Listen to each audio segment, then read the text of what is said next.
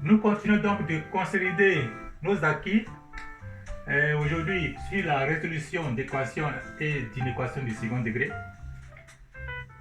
Spécialement, donc aujourd'hui, nous allons nous intéresser seulement à la résolution d'équations du second degré, qu'on va faire aussi bien graphiquement que algébriquement. Les trois méthodes algébriques de résolution d'équations du second degré sont donc la méthode de la somme et du produit, la méthode de complétion du carré et la méthode du discriminant delta, aussi appelée la technique du discriminant delta. Alors, on va commencer aujourd'hui par corriger les exercices que vous avez reçus pour la semaine du 20 avril. Ok? Alors, en premier, dans cet exercice-là, il nous est donné le graphique d'une fonction quadratique que j'ai essayé de reproduire ici.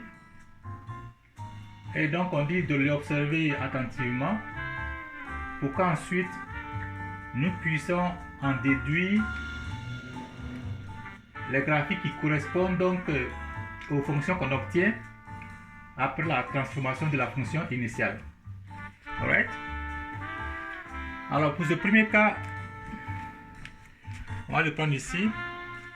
Dans le premier cas, on nous demande de trouver le graphique de la fonction g tel que, donc je mets K1 ici, tel que g de x égale à moins f de x. Ok? Alright, déjà quand on voit ça, on sait que le graphique de la fonction g sera une réflexion, sera obtenu en faisant la réflexion du graphique de la fonction f par rapport à l'axe des x. Ok. Il faut d'abord noter ce qu'on observe dans ce graphique-là. On sait que la fonction admet un sommet. Donc le sommet S moins 1, 4. On a une ordonnée à l'origine ici, le point 3. Ensuite, il y a 2 zéros. X égale à moins 3. Donc ici, x égale à moins 3 et x égale à 1. Donc ce sont les points que j'ai marqués en rouge là.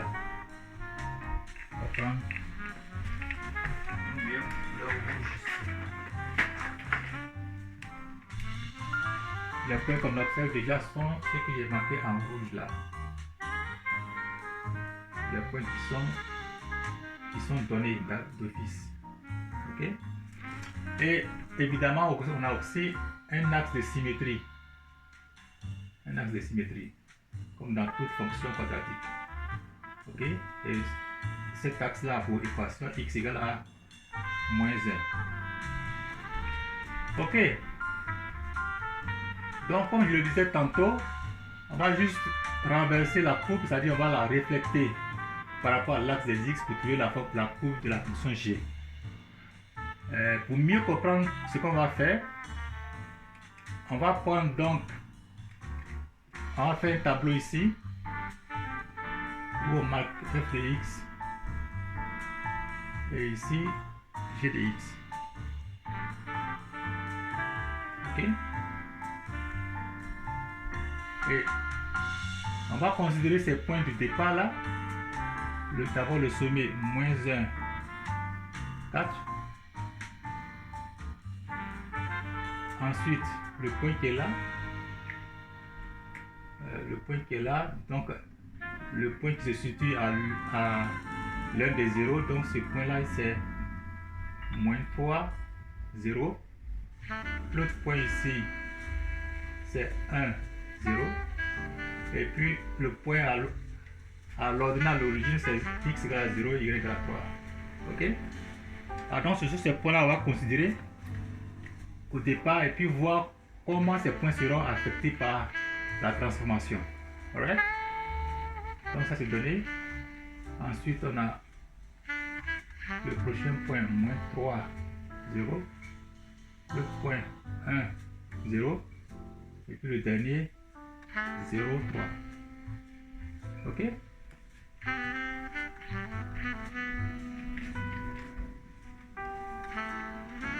les points de la fonction g donc seront, après transformation, seront donc moins 1, moins 4.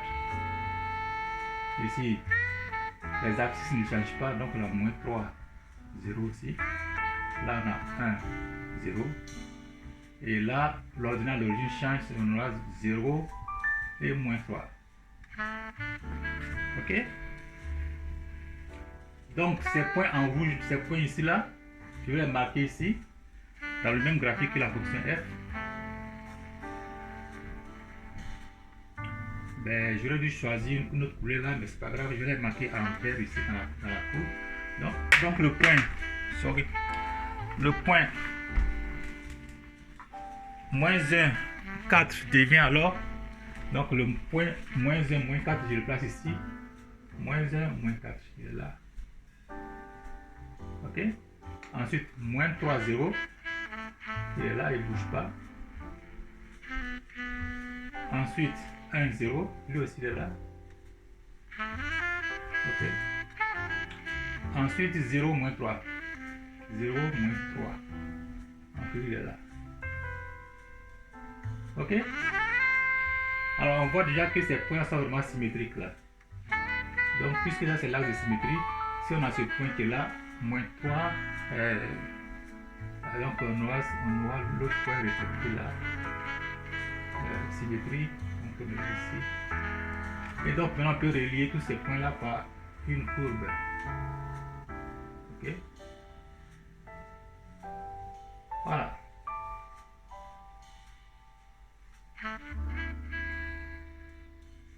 Voilà. Ça c'était assez facile. Voilà, donc ça c'est la fonction. Je mets là g de x. Tandis que la courbe violette là, ça c'est la fonction f de x.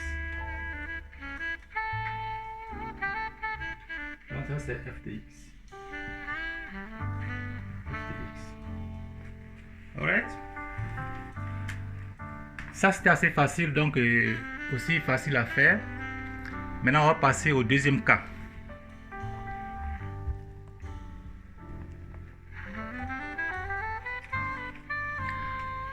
On va passer au deuxième cas, on va considérer à côté ici. Donc dans ce deuxième cas, on dit, c'était le cas 1, cas 2. On doit trouver le graphique de la fonction g, tel que g de x égale à f de x moins 2 plus 3.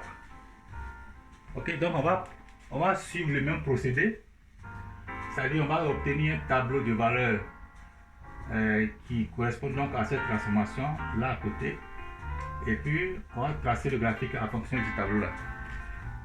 Ok. Alors donc comme je disais, on va procéder exactement de la même façon que précédemment.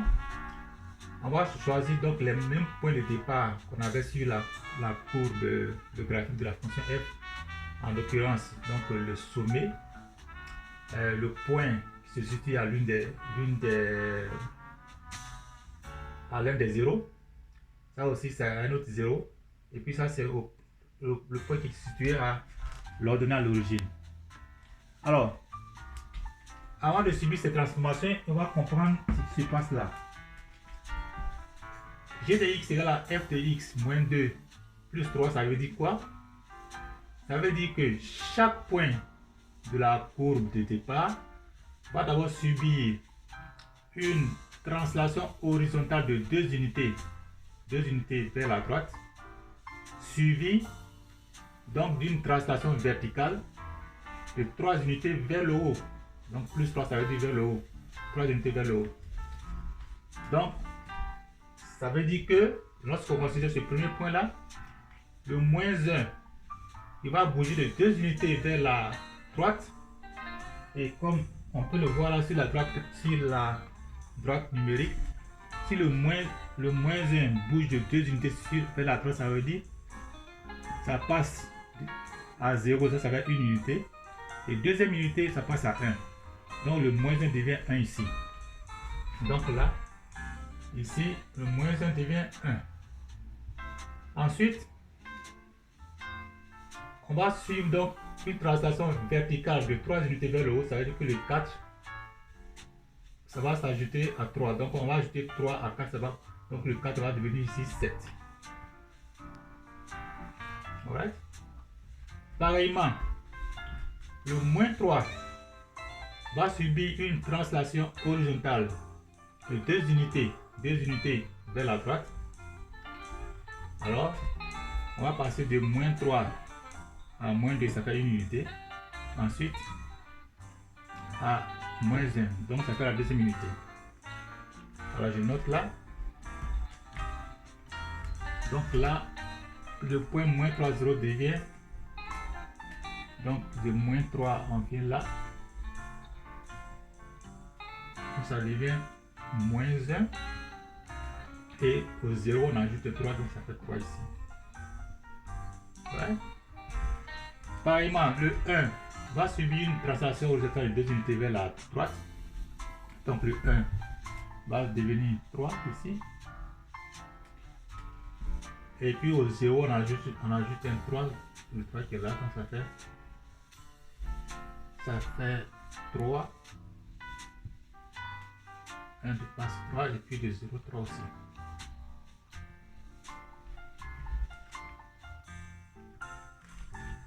Ouais. Ensuite, le 0, le dernier point, le 0 va donc devenir 2. De 0, on devient 2 là. Ok? 0 devient 2. Et puis le 3 là, on va ajouter au 3, à ce 3, ça ajoute le 3, ça fait 6. Alright? Donc, ces nouveaux points là obtenus, on va les placer dans le diagramme suivant. Voilà, on doit donc placer ces points là.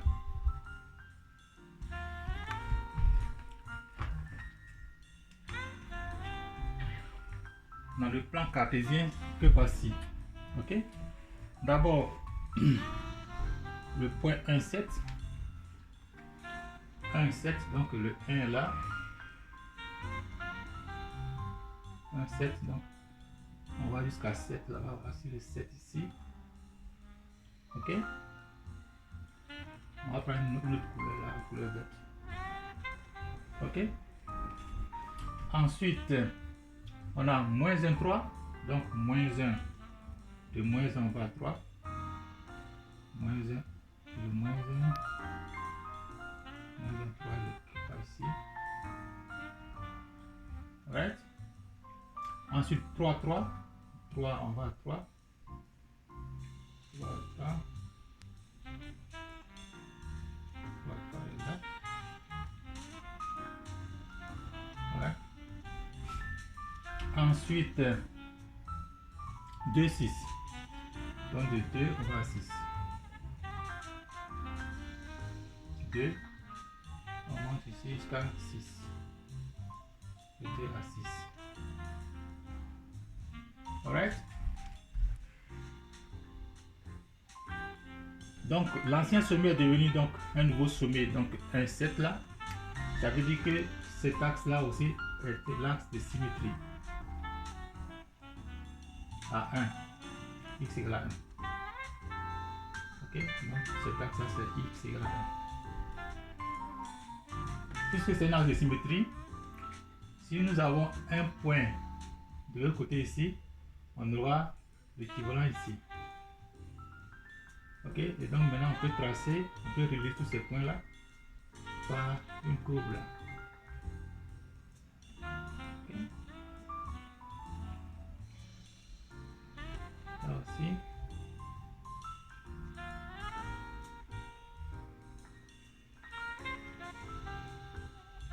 Voilà, quelque chose de ce genre. Donc, voilà, comme ça, là aussi, comme ça. Alright? Donc ça c'est fait pour le deuxième cas et on va procéder pareillement aussi pour le troisième cas. exactement de la même façon, on va faire le troisième cas. Alright? Alors, dans ce troisième cas, nous devrions trouver le graphique de la fonction g, tel que g de x égale à moins f de x plus 1 moins 2. Alors, ça veut dire quoi? C'est très important de noter ce moins qui est là. Le moins qui est devant la fonction. Comme dans le premier cas qu'on a étudié là, le cas de la toute première question, le moins devant la fonction f veut dire une réflexion par rapport à l'axe des abscisses. Donc le moins là, je vais bien le marquer ici. Ok? Donc on a une réflexion, donc le moins qui est là. Donc ça c'est une première transformation. Après la réflexion, va s'en suivre donc une translation horizontale d'une unité vers la gauche, et ensuite on va terminer par une translation verticale de 2 unités vers le bas à cause de ce moins 2 qui est là.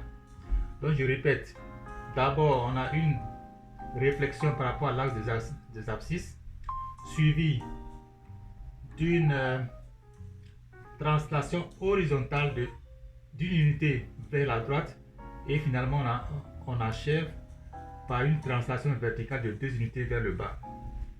Ok, à cause de ce moins là, c'est bon de considérer aussi que dans le tableau ici, on va faire comme pareil, mais dans le tableau on va déjà considérer la fonction moins f de x. Ce qui veut dire que les points d'origine de la fonction f vont donc subir, enfin les ordonnées vont subir des transformations. Ça va prendre moins ici, 0, moins 0 c'est la même 0, moins 0 ou bien 0 c'est la même chose. Par contre ici on aura un moins 3. Ok? Alors, comme je l'ai expliqué, maintenant on va s'en suivre la transformation, c'est-à-dire la translation horizontale d'une unité vers la gauche. Donc le moins 1 va aller d'une unité vers la gauche, va devenir quoi? Le moins 1 va passer comme ça. Donc il va devenir maintenant moins 2. Ok? Et le moins 4, en plus de moins 4, on va ajouter maintenant le moins, à part de moins 4, on va maintenant descendre de 2 unités vers le bas. Donc de moins 4, on devient donc à moins 6. Ok? On arrive à moins 6. Ok? Pareil, le moins 3 va maintenant subir une translation d'unité vers la gauche. Va devenir quoi? Moins 4. Ok? Et le 0, à partir du 0, on va descendre de 2 unités vers le bas. On va devenir donc moins 2.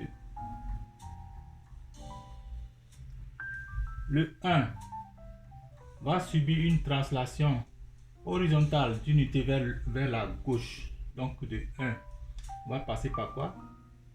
Par 0. D'abord pour le moins 3 là, moins 3 va aller, l'unité donc va venir là. Voilà, ça on a déjà fait. Donc maintenant, le 1 va passer d'une unité vers la gauche, ça va devenir 0. Et puis le 0, au 0 là, on va descendre de 2 unités vers le bas. Ok?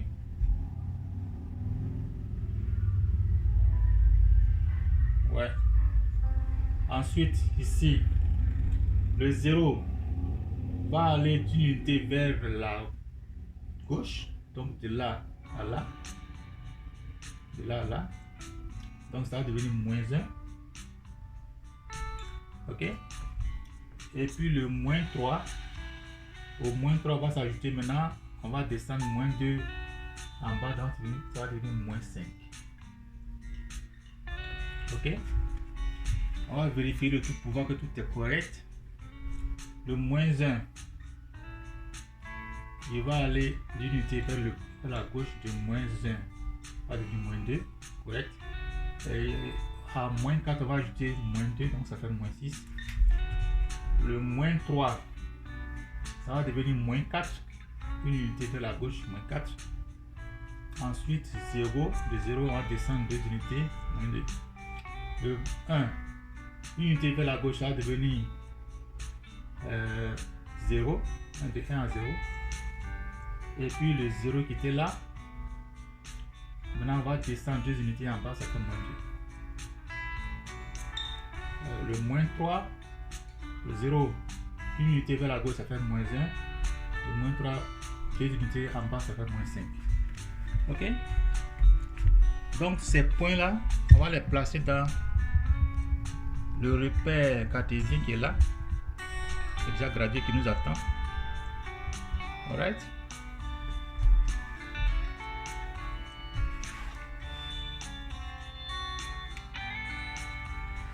Alors, donc on commence par le sommet là. De moins 2, on va à moins 6. Moins 2. On va à moins 6 ici. De là. Ensuite, moins 4, moins 2. Moins 4. On va à moins 2. On obtient le point moins 4, moins 2. Pardon. Moins 4, moins 2. Et là. Moins 4, moins 2. Et là. Ensuite, le point 0, moins 2. 0, moins 2. Et là. Ensuite, le point moins 1 et moins 5. Donc, de moins 5, moins 1 ici à moins 5. Et là. Moins 1, moins 5. Là. Ok.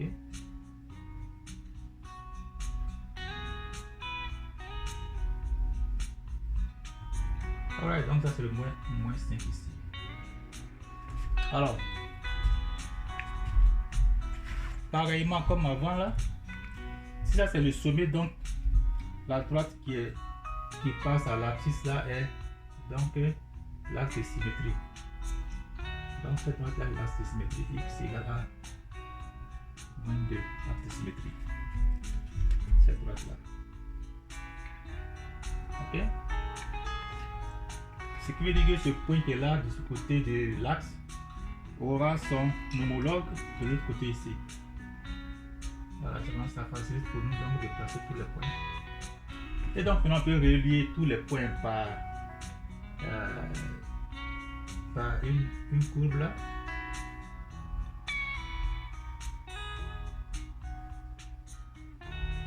Voilà, donc à main levée, c'est comme si exact que ça, mais quand même. Alright, donc on vient d'obtenir notre courbe. Ok, ça correspond donc au cas. Ça c'est g de x égale, ça c'est g de x, donc ça la g de x. Dans ce cas là, dans ce cas 3.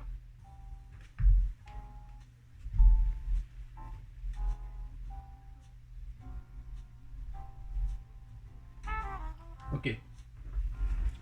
Alors, on a bien compris. Donc, on va maintenant passer au dernier cas. On va passer au dernier cas. Donc, nous allons procéder exactement de la même façon que les deux cas précédents. Et puis, bon, voilà. Après tout, on va utiliser la méthode algébrique pour vérifier avec les équations, avec les règles de chaque fonction, que vraiment ça équivaut donc au graphique que nous allons tracer ici. Alright? Alors, dans ce quatrième cas, donc, nous devrons trouver la représentation graphique d'une fonction g, telle que g de x est égal à moins f de moins x moins 2 plus 1. Alors, d'abord, comme ce cas-là, il est pareil, presque pareil au cas précédent. Parce que, d'une part, on aura une réflexion qui est symbolisée ici par le signe moins devant la fonction f. Donc, une réflexion de son graphique de départ. Et ensuite, il y aura encore donc des transformations ici. Voilà, donc, mais avant de procéder, on pourrait réécrire cette partie-là d'une autre manière pour que ce soit plus simple à expliquer. Donc là, je réécris donc tout ça comme étant g de x égale à moins, ok, f de x, f de... Alors, qu'est-ce que je vais faire ici? Je vais juste mettre le moins là en facteur. Donc, ça me fait moins facteur de x plus 1, x plus 2, le tout plus 1. Ok? Maintenant, on va mieux expliquer ce que ça veut dire. Ok? D'abord, le signe moins, je veux dire que le graphique de la fonction de départ a été reflété par rapport à l'axe des abscisses. Ensuite, ici, il va s'en suivre donc une une translation horizontale de 2 unités vers la gauche. Mais ce qui va se passer encore est que après avoir fait établir donc cette translation là vers la gauche, on doit repartir au point de départ à cause de ce signe moins qui est là. Ça veut dire qu'on a une autre réflexion après la première transformation. Et maintenant, à la fin, on va ajouter donc le point, on va ajouter un point, on va ajouter le 1 sur l'ordonnée de départ. Alright? Alors, on va remplir le tableau pour bien comprendre. Donc, je disais que d'abord, on a une réflexion de la courbe de départ par rapport à l'axe des abscisses. Ensuite, une translation horizontale de 2 unités vers la gauche, à cause de ces deux-là. Plus 2, ça veut dire moins 2, donc c'est plus 2 unités vers la gauche. Mais à cause de ce signe moins, ça veut dire qu'on repart, c'est comme si on n'a pas changé. Ok? Ensuite, on va s'en suivre maintenant finalement une translation verticale d'une unité vers le haut. Ok? Ça veut dire que, puisque ça veut dire qu'on n'a pas changé, donc ici, le moins 1 là, il va demeurer le moins 1. Au moins 4, on va ajouter le plus 1, donc ça va devenir moins 3. Alright? Pareillement, le moins 3, il va subir d'abord cette translation horizontale avec de deux unités vers la droite, mais on va revenir encore, donc le moins 3, il est toujours là. Et au 0, on va ajouter le plus 1, donc il va devenir 1. Le 0 devient 1. Pareil, 1, il est toujours, il ne va pas changer. Et le 0, voilà, c'est ça. Le 0 va devenir, donc 0 plus 1, ça fait 1. Et puis finalement, donc 0, il est toujours 0 aussi. Et puis moins 3, à moins 3, on va ajouter 1, ça va devenir moins 2. Ok? Comme je l'avais dit précédemment aussi, après avoir trouvé ces graphiques-là, il va falloir valider tout cela avec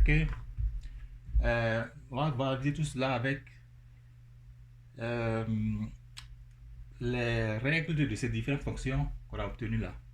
Et puis on va vérifier pour voir que c'est effectivement ça. Ok? Donc, on va passer maintenant à la phase. On va donc placer tous ces nouveaux points là dans le repère correspondant. Alright?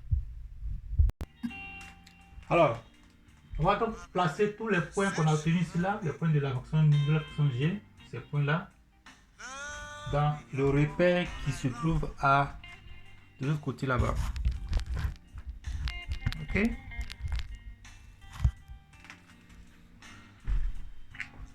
Le premier point, donc, qui est le sommet, ce point là, on le place pour coordonner moins 1, moins 3. Moins 1, on va prendre une autre couleur de moins 1, moins 3. Il est là. Ensuite, on a le point moins 3. Pardon. Donc le premier point il est là. Ce premier point là, on le place. Ce premier point, on l'a placé là. Ensuite, le deuxième point, moins 3, x égale à moins y égale à 1. Donc x égale à moins 3, y égale à 1. il est là. Alright. Ensuite, le point 1, 1. 1, 1, il est là. Ici. Alright. Ensuite, le point 0, moins 2. Lorsque x égale à 0, il est à moins 2, il est là. Ok? Et comme on a raisonné comme on a raisonné dans le cas précédent, si ça c'est le sommet, c'est que l'axe là, ça c'est l'axe de symétrie. C'est l'axe de symétrie. Ça c'est l'axe de symétrie, c'est égal à zone. Donc on a x égale à moins 1, l'axe de symétrie. Ok? Ce qui veut dire que ce point qui est à l'opposé de l'autre côté de l'axe aura donc son homologue, point homologue qui est par là. Donc on peut placer notre point là aussi. Et on voit que ça, son homologue est là. Donc maintenant on peut relier les points par une courbe qui passe à travers ces points là. Donc comme ça. Ce n'est pas vraiment exact mais quand même. Voilà, ok, alright. Et là aussi pareillement.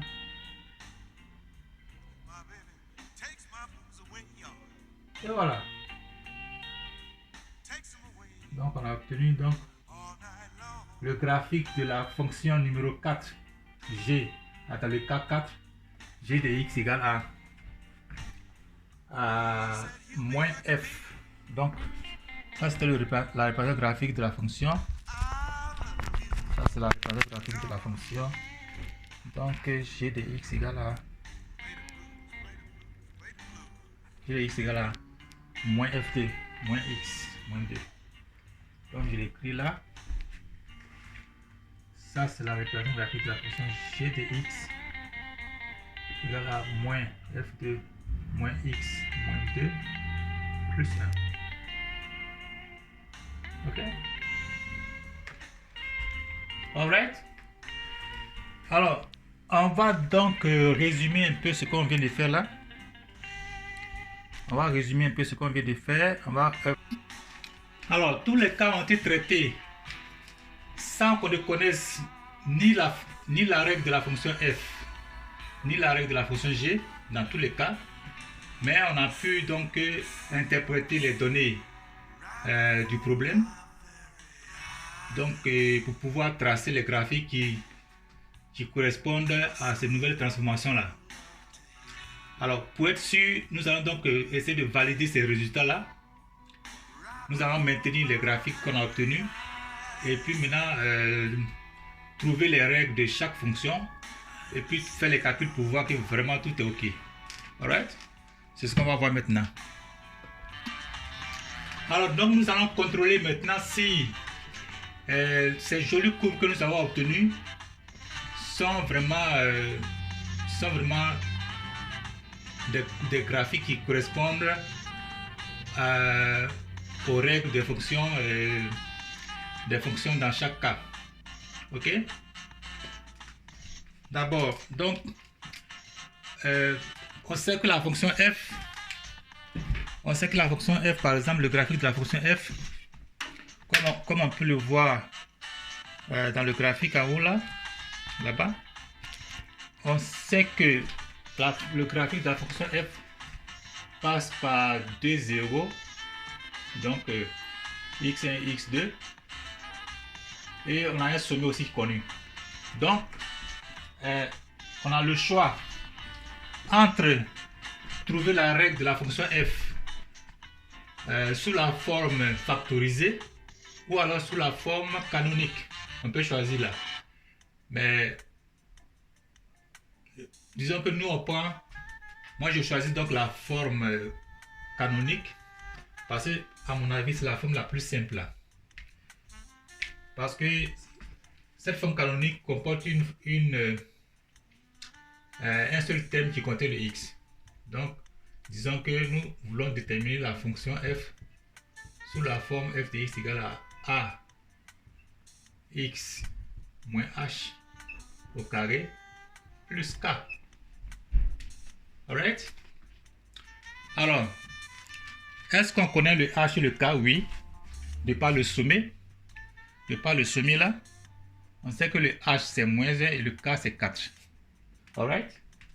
Donc déjà, on a cela ici, donc égal à A x moins 1, donc ça fait plus 1 au carré. Et le K c'est le 4, plus 4. Alright? Alors il nous reste à déterminer la valeur du A, de la constante A,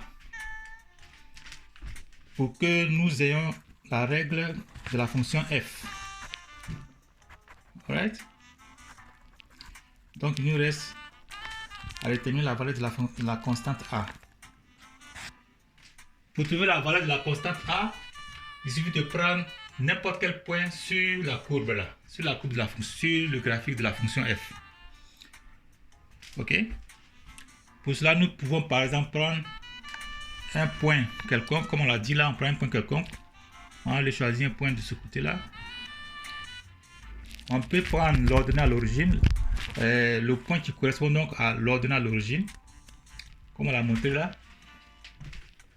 Ce point-là, 0, 3. Ce point 0, 3, on peut le prendre. Lorsque x égale à 0, y égale à 3. Ah, c'est plus simple. Donc on prend ça, on prend ce point-là. Et on va calculer ici. Ok? On va donc prendre ce point pour trouver la constante A. Alors, on prend le point 0, le point 0, 3, comme on l'a dit. Ce qui veut dire que 3 égale, on prend l'autre ligne. Choisir l'autre ligne en bas ici. Là, c'est plus cohérent, propre et nice. Donc, on prend soit donc le point 0,3.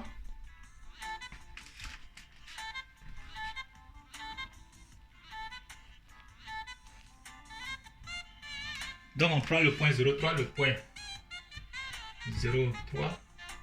Ce qui veut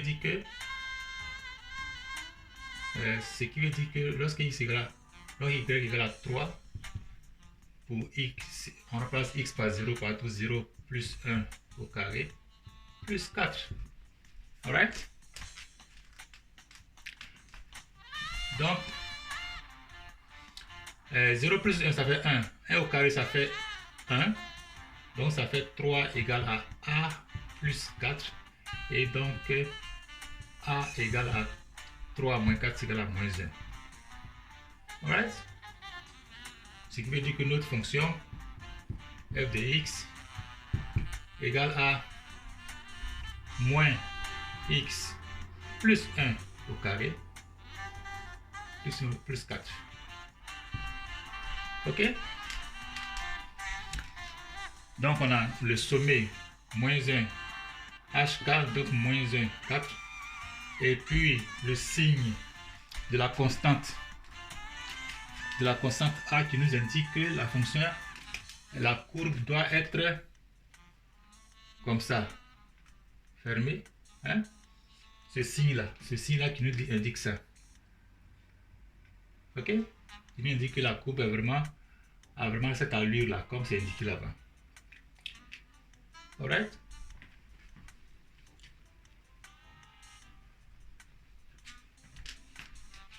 Ok. On a donc trouvé que f de x. On a trouvé que f de x égale à moins x plus 1 au carré plus 4. Et donc, par conséquent, g de x dans le premier cas, là c'est le premier cas, donc le premier cas, on a trouvé qu'on a alors f de x égale à moins g de x, moins f de x, g de x égale à moins f de x égale alors à x plus 1 au carré moins 4. Donc une réflexion de la fonction, du graphique de la fonction par rapport à l'axe des abscisses. Donc ça c'est très facile à voir là. On passe au deuxième cas par contre. Deuxième cas. Dans le deuxième cas, nous allons trouver que Alors, dans ce deuxième cas, g de x égale à f de x moins 2 plus 3. Et puisque nous avons notre f de x qui est là, sous la forme canonique, f de x est là maintenant. Right? Ce qui veut dire que ici maintenant g de x égale à, donc le moins il est là, toujours là. Et partout dans la fonction f, on doit remplacer le x là. On doit remplacer ce x. Ok? Par tout ce qui est là. Alors ça nous donne quoi? Ça nous donne alors d'abord x moins 2. Donc c'est x qui est là. Plus le 1. Plus 1. Plus 1. Le tout au carré. Ok? Plus 4. Plus le 4 qui est là. Et puis plus le 3 qui est là. Plus le 3. Eh bien, on voit que dans ce cas 2, g de x égale à moins x moins 1 au carré plus 7. Donc ici, g de x égale à moins x moins 1 au carré plus 7. Alors ça veut dire quoi? D'abord, ce signe-là nous dit que on aura une courbe qui sera comme ça. Ok? Et là, HK, on a le sommet 1 et 7. Ce qui est exactement ce qu'on a obtenu de l'autre côté aussi. Au niveau des courbes là. Voilà. Ok? Donc ce sommet là, voilà, ce sommet là qui est bien le sommet 1 et 7. Ok? Et on voit aussi que ici là, l'ordonnale d'origine c'est 6. Hein? L'ordonnale d'origine c'est 6. Et on va vérifier cela avec la fonction qu'on a obtenue. Ok? On va vérifier ça avec la fonction g qu'on a obtenue tout à l'heure. Est-ce que g de 0 égale à 6? Avec cette formule qu'on vient d'obtenir là. Ok? Voilà. Est-ce qu'on peut contrôler que ça nous donne g de 0 égale à 6? Eh bien, on voit que ça nous donne que g de 0 égale à moins 0 moins 1 au carré plus 7 égale alors 0 moins 1 ça fait moins 1 au carré ça fait 1 et moins devant le 1 ça fait moins 1 donc plus 7 ça fait 6. Ce qui est exactement ce qu'on a obtenu là-bas aussi sur le graphique. On a obtenu aussi que l'ordonnée à l'origine de ce graphique là, de cette fonction là, du graphique correspondant à la fonction g dans le deuxième cas donc est égal à 6. Ok? Voilà, l'ordonnée à l'origine qui est là égale à 6. Ok? Égale à 6. Voilà. Et pareillement, on pourrait même trouver, chercher, comment on appelle ça? Chercher les zéros ici, on va voir que c'est tout est ok là, il n'y a pas de problème avec ça. Alright? Alors on va vérifier aussi pour la fonction 3 et la fonction dans les cas 3 et 4. Alright? Alors, dans le troisième cas, donc g de x était obtenu à travers cette transformation là, telle que f de x, maintenant on a trouvé la valeur, on a trouvé la règle de la fonction f de x qui était égale à ça. Ce qui veut dire que pour obtenir donc la règle de la fonction g dans ce cas là, on doit remplacer ce x là de la fonction f par tout ce qui est là. Donc tout ce qui est là remplace la fonction x là va être remplacé par tout ce qui est là, x plus 1. Ok, ensuite on va enlever moins 2 et puis le tout sera avec un nombre négatif ici, un signe négatif. Donc on fait comme ça, égal, moins. On va ouvrir les accolades. Ok, et la fonction f résident là, donc on met ici moins parenthèse. Donc ce x là sera remplacé par tout ce qui est là, donc ça fait x plus 1. Ok. Ensuite plus le 1, donc plus 1 encore. Le tout au carré. Plus le 4. Plus 4. Fermé. Et puis maintenant le moins 2 qui est là. Moins 2. Alright. Donc ici dans la parenthèse on a x plus 1 plus 1, ça va être x plus 2 au carré. Donc je réécris comme ça. Je réécris moins accolade moins x plus 2 au carré. Ok. Plus 4. Ensuite moins 2. Alright. Maintenant on va enlever les accolades. Le moins va rentrer dedans. Donc moins fois moins ça fait plus. Donc ça fait plus là.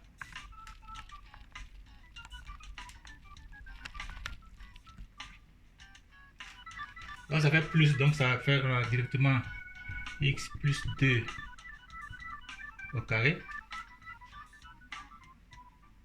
Ok. Et moins fois plus ça fait moins 4. Et puis ensuite notre moins 2 qui est là. Donc ça fait moins 2. Ce qui nous donne finalement x plus 2 au carré moins 6. Alors cette forme canonique nous indique que dans un premier cas, donc on a g de x, on a obtenu g de x dans ce cas 3 là, qui est égal à la forme canonique, cette forme canonique là. Alright. Alors cette forme canonique nous indique d'une part que le coefficient a il est positif, donc a égale à 1 ici. Donc je vais passer de l'autre côté ici pour bien voir. Ça nous indique que d'une part, le coefficient a égale à 1, donc il est supérieur à 0. Ce qui veut dire que la courbe aura une allure comme ça. Ok, c'est-à-dire ouvert vers le haut. Ensuite, on a hk, donc le h c'est moins 2 et puis le k c'est moins 6. Donc on a un sommet s hk ça fait moins 2, moins 6. Moins 2 et moins 6. Ok. Donc ça c'est le sommet, c'est un sommet là, S. Voilà, le sommet moins 2, moins 6. Alors, et puis lorsque x égale à 0, donc le g, comment on appelle ça, l'ordonnée d'origine ici, on va faire g de 0 égale à quoi? Ça fait 0 plus 2, ça fait 2, 2 au carré, ça fait 4, 4 moins 6, ça fait 4 moins 6, ça fait moins 2. Alright? Est-ce qu'on a tout pris là? Est-ce que tout est sorti dans l'écran? Alors, je disais tantôt que cette fonction, cette règle de la fonction g qu'on a obtenue dans le cas 3 là, nous enseigne que le coefficient a égale à 1, c'est-à-dire ici là on a 1 ici, ok? Donc si a égale à 1, donc a est supérieur à 0, ok?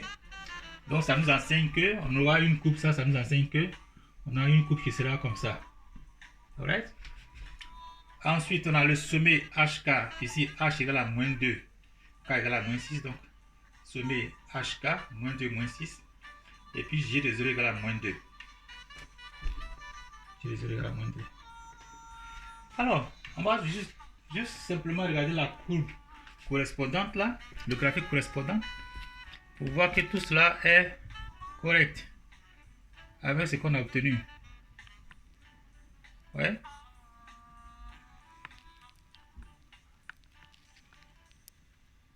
Voilà. Ouais. Donc ce cas qui est là devant nous. C'est ce cas qui est là. Qu'est-ce qu'on voit? On voit qu'effectivement le sommet là, c'est le sommet moins 2, moins 6 d'une part. Et puis la courbe est bien ouverte vers le haut. Le graphique est bien ouvert vers le haut, comme l'indique la valeur de chose de la constante A. Ensuite, j'ai des zéros. J'ai des zéros. Lorsque ici égale à 0, j'ai égal à quoi? 0 égale à 2. Moins 2. Ouais. Donc tout est parfait. Tout est vraiment parfait à ce niveau-là. Et donc, pareillement, on vérifie aussi, on valide aussi pour le cas 3, le cas 4. Mais comme on voit là, il n'y a pas assez de place. Donc, je crois que vous allez pouvoir tester cela à la maison. Vous allez faire cela. Et puis, s'il y a des questions, donc vous allez me contacter immédiatement. S'il y a des incompréhensions, des choses que vous ne saisissez pas, eh bien, je suis là disposé à répondre aux questions. Alright? Donc, on a fini pour aujourd'hui.